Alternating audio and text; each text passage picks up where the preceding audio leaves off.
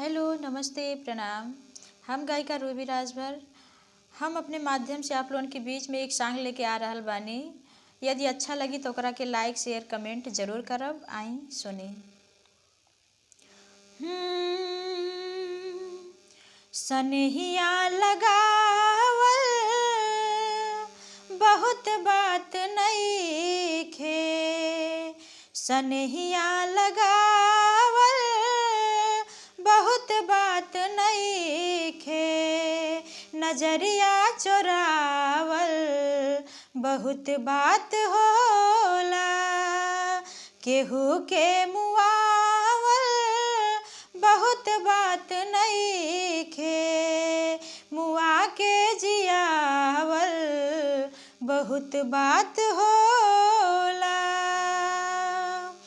समझे न पवनी तोहर असली इरादा।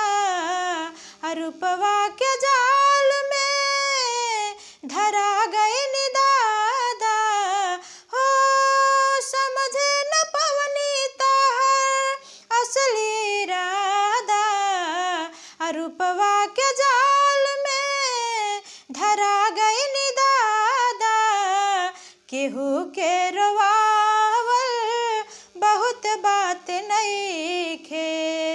केहू के रोवावल बहुत बात नइखे। रोवा के हंसावल बहुत बात होला।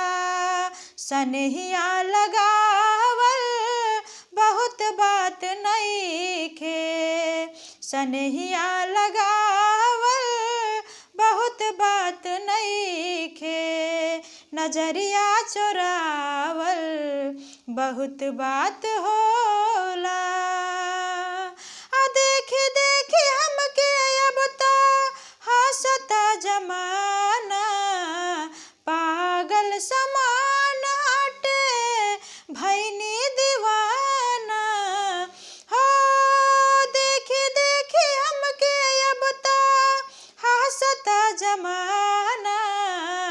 पागल समान हटे भैनी दीवाना।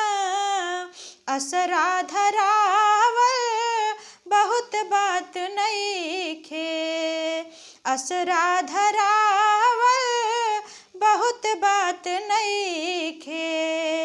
असरा पुरावल बहुत बात होला। सनहिया लगावल बहुत बात नइखे।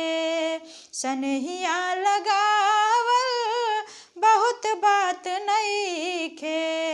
नजरिया चोरावल बहुत बात होला। अलाई के सनेह तू तो चल गइलू जब से। सूरज के घाम हम तो देखनी न तब से। हो लाई के सनेह तू तो चल गइलू तब से। सूरज के घाम हम तो देखनी न तब से। दिल डहकावल बहुत बात नइखे। दिल डहकावल बहुत बात नइखे। जियरा जुड़ावल बहुत बात होला। सनहिया लगावल बहुत बात नइखे। सनहिया लगावल बहुत बात नइखे। नजरिया जोरावल बहुत बात होला।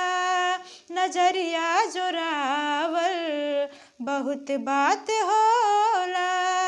सनहिया लगावल बहुत बात नइखे। नजरिया चोरावल बहुत बात होला। नजरिया चोरावल बहुत बात होला।